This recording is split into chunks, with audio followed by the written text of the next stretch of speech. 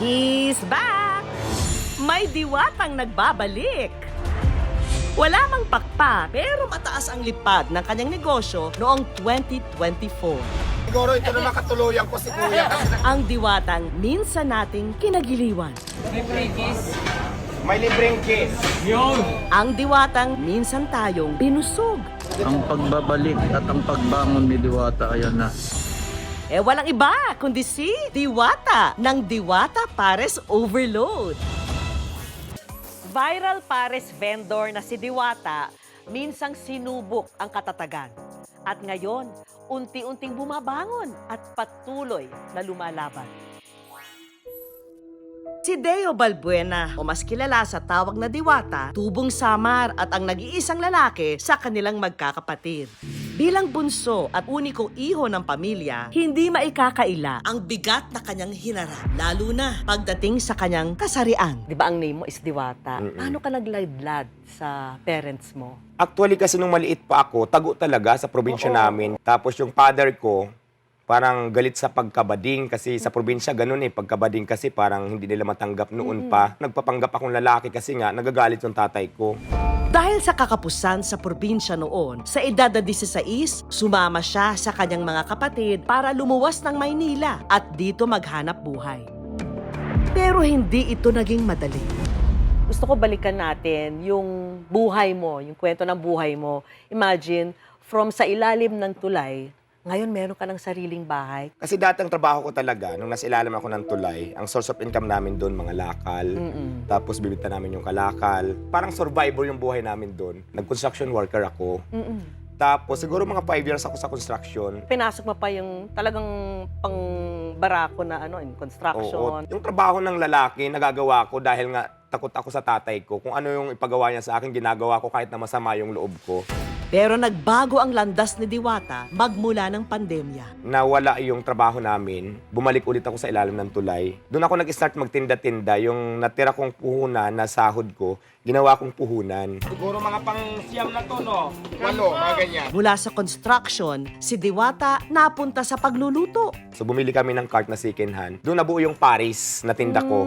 Ang hindi niya inasahan, taong 2024, mamumukadkad at lilipad ang kanyang munting negosyo. Tapos yun nga, swinerte ako kasi noong mga time na yun, pinilahan ako, ang daming customer talaga. Ang bilis mag-rolling ng pera. Habang kumikita naman ako, nag-iipon ako. No way but up nga mga kapuso. May lumapit sa akin na maganda yung usapan namin. Ang usapan namin, tutulungan niya ako ma-expand yung Diwata Paris. Wala akong gagastusin, wala akong ilalabas na pera, pangalan ko lang. Tatanggap ako ng franchising fee at saka royalty fee. Walang kapares ang saya ni Diwata nang maitayo ang iba't ibang naglalakihang branches ng kanyang Diwata Pares Overload. Ayan, bibigyan ko sa kuya ng pamasahin niya kasi imagine from Mindoro. Yes, Parang oo. lang dito. Ayan. Mas lumaki ang kita at dumami pa ang naipundar niya. Alam mo guys, yung binigay ko kay kuya, hindi yun bayad ha. Masasalamat ko lang yun. Sa kanya ring pag-angat, lalo siyang nakilala. Iba't ibang mga artista at public figure pa ang kanyang nakakasalamuha. Pero ang saya ni Diwata, napalitan ng problema. Simulang nawala yung trending. Oo. Nagsarahan yung mga parisan, tapos ang dami naging basyo, naka-apekto din talaga. Ang naging problema kasi, wala ako natanggap na franchising fee. Tapos ako pa nga yung nautangan nila doon sa kausap ko ng pera. Tapos ang nakakalungkot pa, yung utang nila sa Quezon City na almost 312,000, ako yung nagbayad. Kaya sa madaling salita, parang na-scam ako doon sa parisan ko na yun. Bukod sa mga negosyo, bumagsak din siya sa presinto. Nakulong ako dahil yung business ko non-compliant sa SSS. Bigla akong may warrant doon. Nagulat ako. So nag-bill ako. Nung paglabas ko, pumunta ako sa kanila, nakipag-settle ako. So dismiss naman yung kaso. At hindi pa raw natatapos dyan. Ang ininda niyang bigat dahil pinaulanan din siya ng mga pambabash online. Kahit anong gawin mo sa pagmumukha mo, di na maiaalis sa isip ng mga tao kung anong attitude mo. Ang nagawa ko lang naman na medyo nagalit sila yung hindi ako nagpa-picture. Tapos binati ko ng happy birthday na lilipas din yan. Doon sila nagalit. Sila kasi pag nagsalita, below the belt. Alam mo yung pati yung pagkatao, pag nagsalita sila, akala mo yung hawak na nila yung buhay mo. Anong lesson mo sa mga nag-bash sa'yo? Pagka-basher kasi wala namang ambag yan sa buhay ko eh. Kaya in-ignore ko na lang. Yun ang mga natutunan ko. Marami man ang nawala kay Diwata, patuloy pa rin siyang lumalaban. Nakapag-save ka ba dati? Hindi naman ako naging, nung gastos dito, gastos doon. Sabi ko, pag kumita talaga ako, ipon. Mag-save ako ng pera. At least, dumating man ang point na walang-wala ako, meron akong mahuhugot. Pangalawa, meron akong ibang negosyo na hindi pares, na karamihan hindi nila alam. Ano yung mga negosyo? Meron kasi akong mga DJB, safety gears trading, yung mga pang-construction, mga sapatos, mga helmets, yung mga ganyan. Supplier ako niyan. Kasi napasok mo na yung construction, kaya Oo. alam mo kung saan ka humuhugot ng lakas. Sino yon? Siyempre, family, mother. Kaya naman tingnan mo. Wow, grabe, galing Japan. Binigay Sa'yo ni to, Diwata. ayan kay mother Mga kapatid, mga pamangkin. So, di ba, kaya nga, tapos siyempre sa sarili ko na rin para kahit papano, mayroon din ako in the future. Pagkatingin kayo sa akin, maganda ba ako? Parang hindi na kayo nag-order, nakatingin na lang kayo sa akin. The comeback is real, mga kapuso. Dahil hindi man daw itong singlaki ng mga pwesto niya noon, ilalaban daw ni Diwata ng todo ang kanyang Paris cart ngayon. Para tuloy pa rin yung Paris, para may diskarte pa rin ako, nagpagawa ngayon ako ng cart. Para wala masyadong obligasyon. Kasi pag cart lang, gasolina lang, din kasamang bantay. So yun lang, palit-palitan. Kahit maraming basher, may mga customer din naman talaga na sinasadya talaga para puntahan yung parisan ko para matikman hanggang ngayon. Kaya kung na-miss nyo ang mainit-init, malinamnam at malasang Pares ni Diwata, ngayong araw, may pamunting handog ang good news. Libreng Diwata Pares Overload para sa ating mga kapuso sa kalsada. Hello, Paris. Ay ba yan? Masarap yan, tikman mo. Paris ko yan, tikman mo, masarap yan. Kainin mo ha. Hi kuya, bigyan kita ng Paris ko, masarap to, tikman mo at kumain ka na. Salamat. Ayan, kainin mo yan ha, masarap yan. At para naman daw sa mga taong sumusuporta sa kanya, may mensahe para sa inyo si Diwata. Maraming salamat po sa lahat ng mga sumusuporta kasi alam mo sa kabila ng maraming bashers, marami din naman talaga na intindihan ako at sumusuporta pa rin hanggang ngayon. Maraming salamat sa inyo. Pati na din sa mga bashers, salamat kasi tumataas yung engagement ko sa Facebook dahil sa comment nyo. So may naitulong pa rin kayo sa akin, di ba? So yun lang, enjoy lang natin yung buhay, wag natin masyadong seryosohin. At para i-celebrate ang iyong pagbabalik, Diwata, maraming salamat sa lahat ng pagbahagi mo sa amin ng mga leksyon na natutunan mo. Thank you talaga. Maraming Nandito ka salamat sa Good din po News. sa inyo, Miss Marami. Vicky. At syempre, meron kaming munting alay para sa'yo. Thank you very much. Ay, thank you po. Welcome back. Thank you. At ito, thank you. Thank you. Ayan. Ayan, may pakik pa. O, di ba? Ayan. ang natutuhan ni Diwata, kapares na ng buhay ang mga maling desisyon, ang pagkabigo. Pero mahalagang huwag magpalunod sa sitwasyon. Sa halip, gamitin itong susi para matuto at gawing sandata para muling makabangon. Sit back and relax dahil punong-puno ng good vibes ang hatid naming mga kwento. Magandang gabi, ako po si Vicky Morales. Isang lalaki, iniwan ang ID sa isang pharmacy. Kung pwede, iwan niya na lang daw muna yung ID niya kasi wala siyang pera. May pa-sherbet na, may pa-dance moves pa. Ang Chris Brown ng Sampaloc, Maynila. You're my number one idol because, you know, you're my best character in the Philippines. Isang working student, pinababa sa jeep. Ang dahilan? Ang baho ng dalawa sa bababa ka na lang. Ang maasim daw niyang paninda. Ako po kasi isang working student na nagtitinda sa school. Sa kuha ng CCTV, aakalain mong bibili ng gamot ang lalaki sa isang pharmacy. Pero laking gulat ng pharmacist nang iniwan ng lalaki ang kanyang ID. Kamakailan lang, nag-viral ang video na ito kung saan isang lalaki ang pumasok sa pharmacy. Hindi para bumili ng gamot ha, kundi para magsanla ng ID kapalit ng gamot ng kanyang misis. Ang sahod daw kasi niya, kinabukasan pa. Pero dahil sa isang emergency, kailangan na ng gamot ng kanyang asawa. Napagbigyan kaya siya? Ang lalaki sa video, ang 48 taong gulang na si Moises. Sa munting bahay na ito sa Cavite nakatira si Moises, kasamang asawang si Jessica. Sapat na raw ito para sa kanila dahil wala silang anak. Driver sa isang kumpanya si Moises, pero dahil sa liit ng sahod, hindi raw sumasapat ang kanyang kita. Ang sinasahod ko lang isang araw, 560. Minsan, sahod namin nadidelay. Dumating sahod namin, pambayad ng utang. Pumapasok ako sa loob ng linggo, 3 beses ako walang baon. Umi-extra si Jessica sa paglilinis ng bahay ng mga kapitbahay kung saan kumikita siya ng nasa 500 piso. Pero ang hindi nila alam, ang dapat sana'y tulong sa pamilya, ang siya pa palang susugat sa kanilang bulsa. Tinawagan po ako. Tapos ang sabi niya sa akin, Kalbo, amuwi ka, nasaan ka? Sabi ko, nandito lang ako, nakadustino sa Molino, Bacoor. And then, umuwi ka saglit. Kasi si asawa mo nasa emergency room sa MCI. Si Jessica kasi, nasugatan ng mabagsakan ng bote ang paa. Sa laki raw ng tama, kailangang tahiin ito. Yung time ho nun, may okasyon po kay Ma'am Kai. So sabi niya ho sa akin, kung po pwede, tulungan ko po siya doon. So kumakain kami that time na kukuha ko ng soft drinks para sa akin. Hindi na nagpatumpik-tumpik pa si Moises.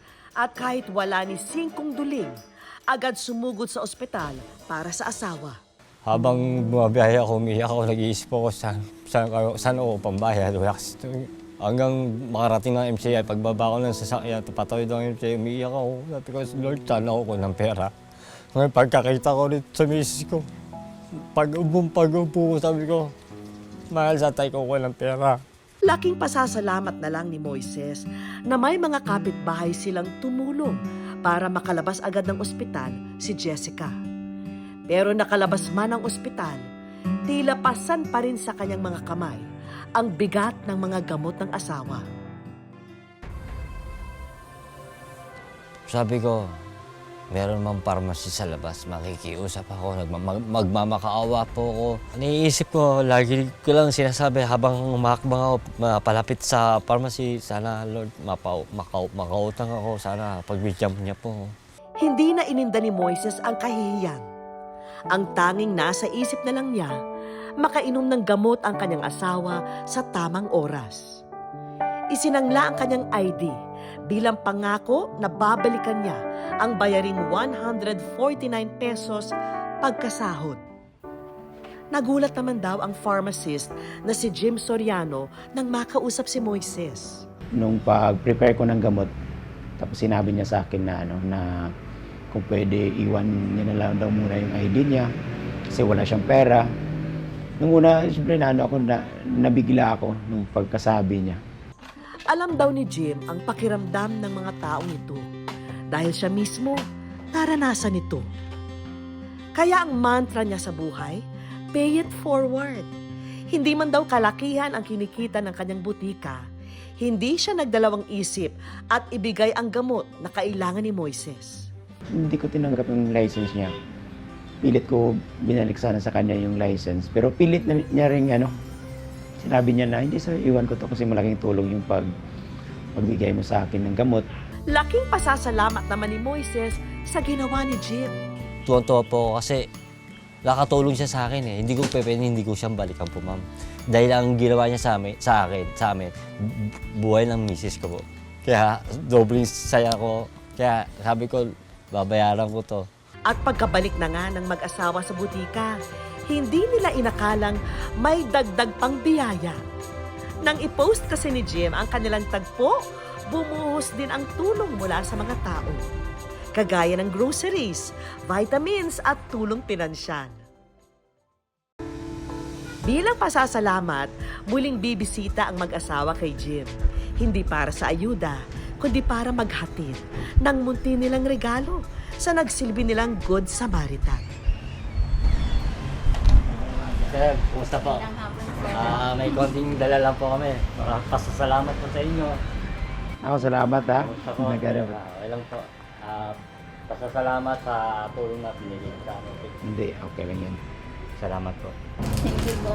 Tulad ng mga gamot, Salamat ang sa iyo. maliit na tulong sa tamang oras at tamang intensyon nakapagbibigay ng lakas at paghilom.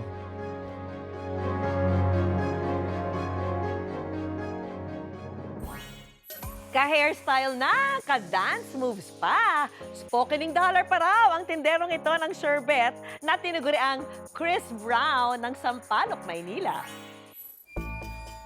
Patay na ba ang aircon sa Pinas? Sa pagpasok nga ng Marso, iisa ang sigaw ng marami. Mainit!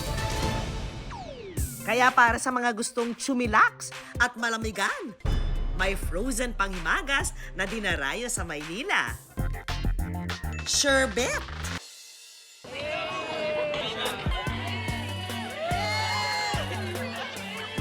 Pero ang talaga raw nagpa-cool sa dessert na ito, ang tindero nitong Kung Duma Moves, ala Chris Brown. Popstar yarn.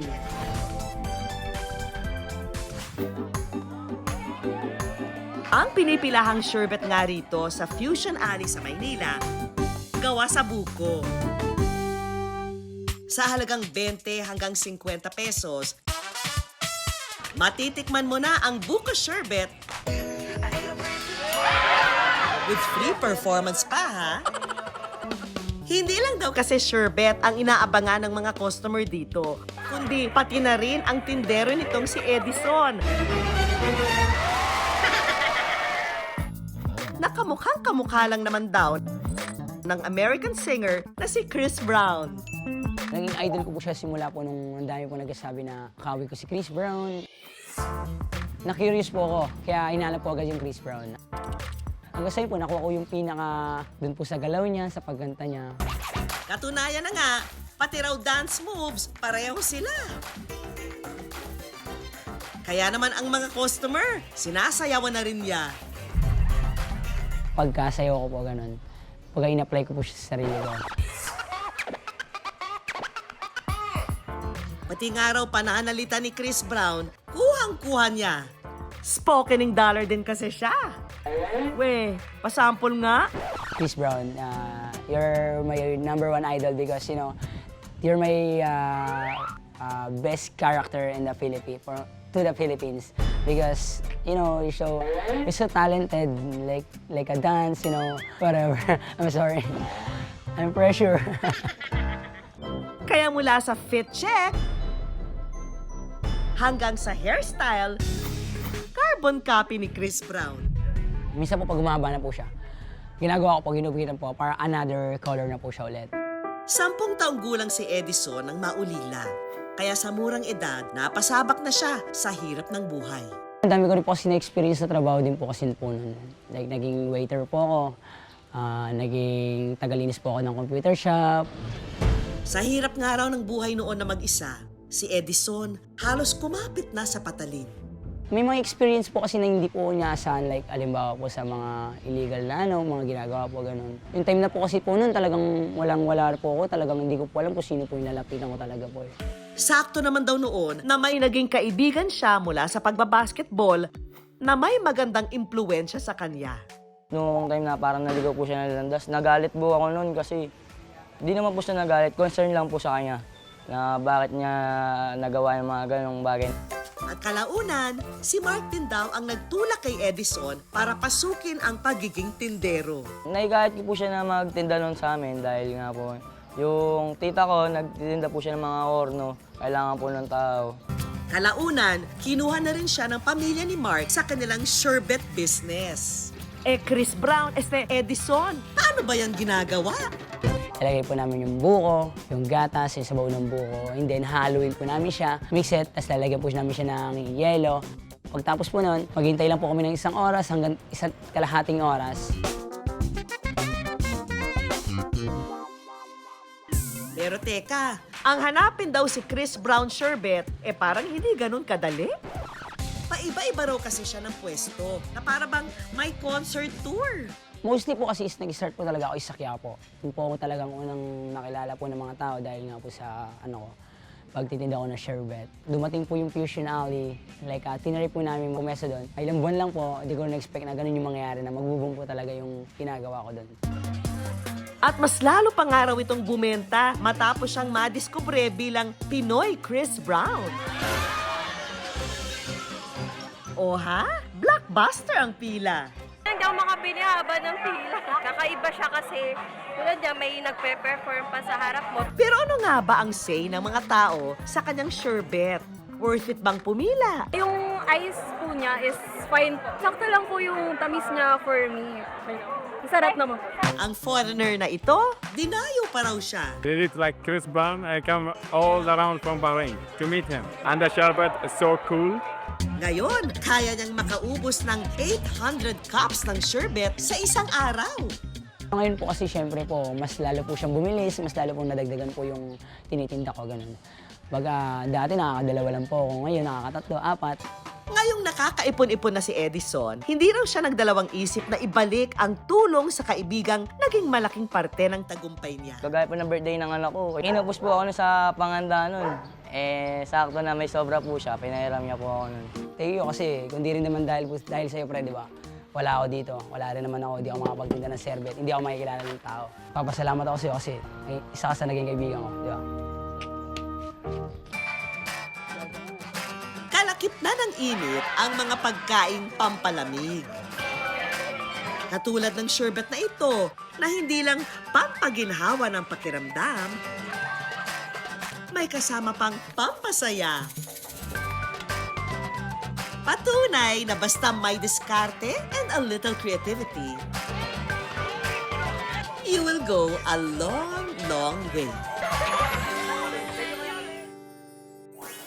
Ayaw nyo ba ng mabaho? Paano kung ang makasakay nyo, maasim ang amoy ng dalang paninda? Pabababain nyo ba o titiisin na lang? Hello mga ate kuya, ngayong araw nga po pala ikakwento ko sa inyo bakit ako pinababa sa jeep. Sa viral post na ito ng isang working student, kanyang ikinwento ang kahihiyang dinanas ng pababain ng driver ng isang pampasaherong jeepney. Kaya bakit kuya, estudyante? Kwento niya, sumakay siya sa jeep, bit-bit ang panindang lumpia at ang sausawan nitong suka. Ay, iho! Ang baho ng dalawa suka, bababa ka na lang. Nang biglang komprontahin ng driver dahil sa umunoy nangangamoy na suka. Malapit na lang po ako, tay. Pasensya na. Bumaba ka kasi nababawahan yung ibang pasahero ko eh. Kaya ang estudyante, walang nagawa kundi bumaba at nag-tricycle na lang. Pinababa nga po pala ako sa jeep dahil nga po sa dala kong suka. Ako po kasi isang working student na nagtitinda sa school.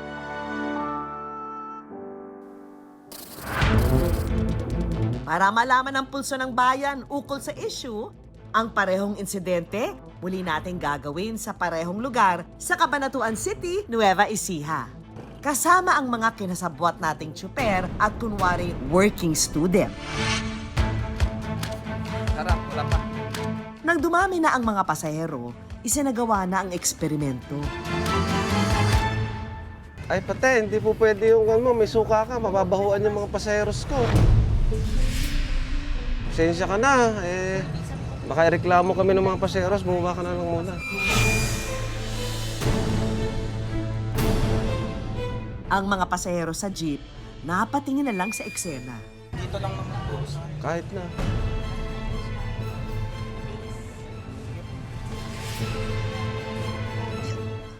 Nang dumami na ang mga pasahero, isinagawa na ang eksperimento.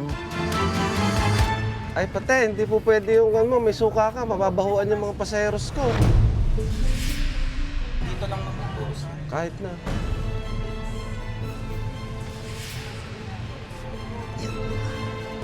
Wala sa kanila ang direktang nangialam, pero nang ibinahagi nila ang kanilang saloobin bilang mga pasahero, naawa ko sa nagtitinda. Nagtatrabaho lang naman sila ng marangal. Hayaan lang natin sila maghanap buhay. Kaya baka gusto niyo daw bumili ng lumpia? samantala, ang working student sa viral video, aming sinadya. Si Nathaniel. Lumpia po talaga yung pinili kong itinda. Kasi nga po, nung bata po kami, hindi po namin matry tumikim ng lumpia po.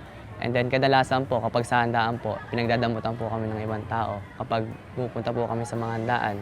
And kasi naman po, di naman daw po kami invited. Suka po kayo? Maaga raw namulat sa pagbabanat ng buto si Nathaniel. Dahil ang kanilang pamilya, sapat lang ang kinikita para sa kanilang pang-araw-araw na pangangailangan. Naisip ko po talaga na magtinda po ng lumpia po. Kasi po, ito lang po yung source of income po namin para po matuloy ko po yung pag-aaral ko. Bagamat abala sa kanyang pagtitinda, hindi naman daw pinababayaan ni Nathaniel ang kanyang pag-aaral. Bit-bit ang pangarap niyang makaahon sa kumunoy ng kahirapan. Hindi ko po talaga ikakaya hanggat kailangan po ng pamilya po namin. Ang nanay raw ni Nathaniel ang katuwang niya sa pagluluto ng lumpia. Special recipe raw ito ng ina. Pag nagluluto po siya, talagang pinupunasan ko po yung likod niya kasi sobrang lakas po ng tagas ng pawis niyan. Hindi po tumatagas sa mukha, sa likod. Si mama na po yung nadadatnan ko dito sa may sa bahay para po mag-ice po ng paninda ko. And then ako naman po ngayon, mag-prepare na para pumasok. Pero tila ba nangasim ang tadhana para kay Nathaniel nang ang ina magkaroon ng karamdaman. Goiter na ako, may sakit na ako talaga sa thyroid. Nagagamot ako 2021, na-diagnose ako ng cancer niya. Ang inaasahan daw ni Hazel sa gitna ng mga pagsubok, si Nathaniel. Kahit may sakit ako, may cancer ako, hindi ko masyadong naiinda. Kung wala akong sakit, sana na ipoprovide ko yung mga kailangan nila ganun. Hindi nila kailangan na magtinda, ganun. Na dapat ako ang gumagawa ng mga ganong bagay. Hindi ka Sa gitna ng aming interview, si Nathaniel bigla na lang tumalikod at humagulgol.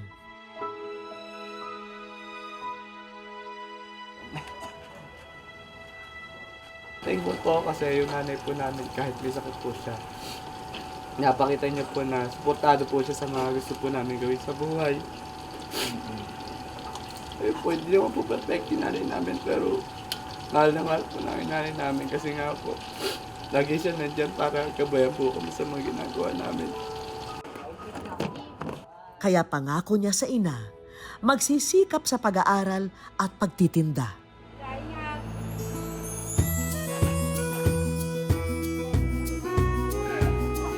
Lumpia po, bakit gusto niyo bumili? Sa eskwelahan, hanap daw siya ng mga kapwa-estudyanteng kumakalaman tiyan. Ang kanya raw panindang lumpia, bukod sa abot kaya, masarap pa ang timpla. Yung laman niya, sobrang sarap. Sobrang sipag niya. Meron siyang passion para makatapos ng pag-aaral. Alam naman niya po niya sa sarili niya na yung ginagawa niya para sa sarili niya and para sa future niya po and para sa pamilya nila. Ang ganitong suporta, nakuha rin daw niya mula sa mga taong hindi kilala. Nang mag-viral kasi ang post niya matapos pababain ng jeep, bumuhos din ang suporta ng mga netizen. I pray for your success. You will win someday. Laban lang, kuya. At sa bawat tulong na natanggap niya, sinusuklian niya rin naman ng pamamahagi ng paninda sa iba. Thank you. Para-paras lang naman po kaming tao, nahihirapan po. Siguro mas lagi po nating piliing magpakabuti or maging mabuti po sa kapwa natin. Kasi hindi po natin alam kung ano pinagdaraanan ng tao na yon.